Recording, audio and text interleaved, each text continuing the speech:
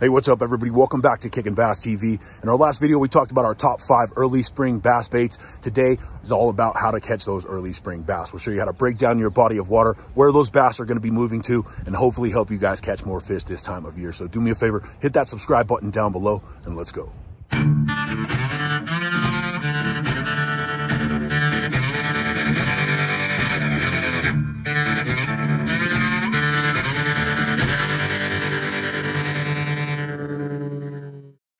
All right, guys, today we're talking about early spring pre-spawn bass fishing. It's a time of year where the bass been holding off in that deeper water throughout the winter, start to move up into the shallow water where they can take advantage of that sunlight, warmer temps, start to set up their beds and feed up for the spawn.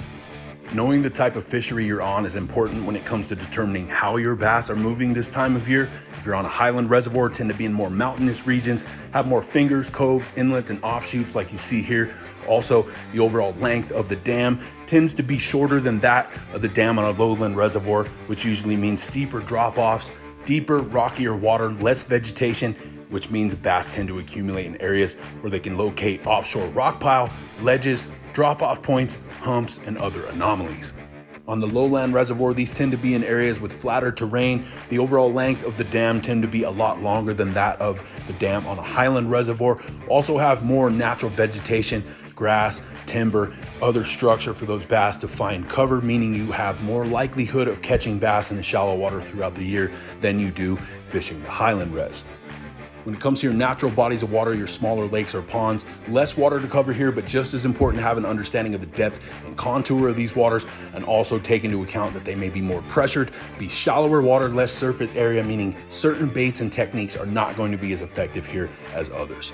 On most of your larger highland and lowland reservoirs, your bass are going to be heading to the backs of bays, fingers, and coves, searching for shallow flats with higher sunlight penetration, which is more ideal for them to spawn in. But just like we showed you, when they move out to deeper water during the fall to winter transition, they're not going to move back in all at once. It's going to happen in stages. So focusing on areas like this last pocket of deep water here before the turn, or the shoulder here before this other shallow bay, are likely where we're going to start in the early springtime, especially in a state like Colorado where we have notoriously colder start to spring. All those secondary points are going to produce more fish for us if you find that you aren't having any luck in the shallow water. Now, these are going to provide pinch points for these bass to not only stage along the way and feed, but also contour to guide them on their migration pattern. And as they make this move, they tend to take the path of least resistance, following contour lines that give them access to safer, deeper water, also quick access to shallow water, monitor current weather conditions until temperatures stabilize enough for them to feel safe moving up into the shallow water.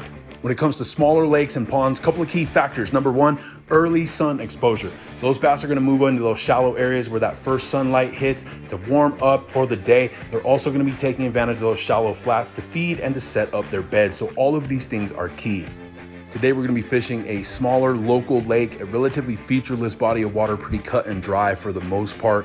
We're going to focus on the east end, the rock wall, the dam side. We've got a couple things over here that will hold some fish. We've got some structure from the pump that sticks out right here. We've also got this shallow water running back into this little finger or cove in the corner. But being that that was almost entirely dried up because of the drawdown from last fall, with water levels being as low as they were, we decided to start out in this little opening to that cove, a nice shallow little flat. Decided to start off with the blade bait today. We've got our first spring rain of the year, meaning an influx of warmer water, changing the temperature of the lake, particularly those shallow areas. So hoping to finally draw those bass that have been holding off in the deeper water, make that push up into the shallow. And sure enough, very first cast of the day on that blade bait, and as you can see, as we were pulling that lure out of the water, we got swiped at. So being that they are already up in that shallow water and pretty aggressive for the most part, decided to slow things down a little bit with the Texas red craw. It gives me that weedless presence in the water, a little more forgiving in those tapered, shallow, rocky areas that are problematic for baits with treble hooks or exposed hooks in general. So the reason I talked about that in the top 5 spring bass baits in our previous video, because I can fish it either way. If I have to slow things down to a crawl and let that thing drop and sit right there where that bass swiped at us a second ago, I can do that. But if I want to keep it on the move, run it subsurface, almost top water fashion, or keep it mid column like I'm doing right here, I can. And sure enough, that's what did the trick. Because I was able to keep that craw higher up in the column and work it a little bit slower, we were able to drag it across that same area where we got swiped out on the blade bait and the mist.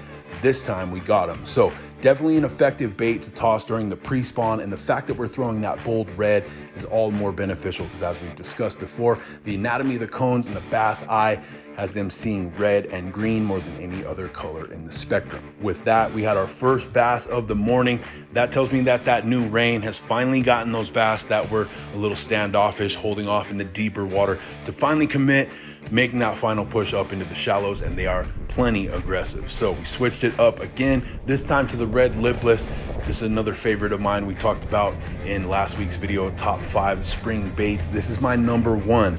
The reason why I like to throw this is because it has a little bit slower fall rate than most of the other lipless on the market, and definitely slower fall rate than the blade bait, which we started out with. And also got a number of other benefits. It's very noisy, being that it's a high rattle bait. It's a great reaction bait. Also got that nice bold red color, which is nice contrast in this green stained condition. And just like that last bass, right out in front of us in less than a foot of water, absolutely hammered the red lipless, this time even bigger than the first one. So great start to the day. It goes to show you that even in those waters where the bass haven't quite moved up into the shallow water yet, that things like that first big rain of the spring can definitely make all the difference. So to recap, they're gonna be moving in stages. So if they're not in the shallow water, check those secondary points where they're gonna be holding on structure and cover, waiting for consistent temps, traveling the easiest, safest migration route, where their ultimate goal is to head for shallow water where they're gonna be aggressively feeding up for the spawn. Hopefully today's video will help you guys get out, increase your success rate on the water during the pre-spawn. And if you enjoyed today's video, do me a favor, hit that like button for me down below. If you haven't already, make sure you subscribe to the channel because that's the best way to show your support. And as always, I love to hear from you guys, so don't hesitate to leave me a comment in the comment section down below. Until next time, guys, I'm D with Kickin' Bass TV. Subscribe!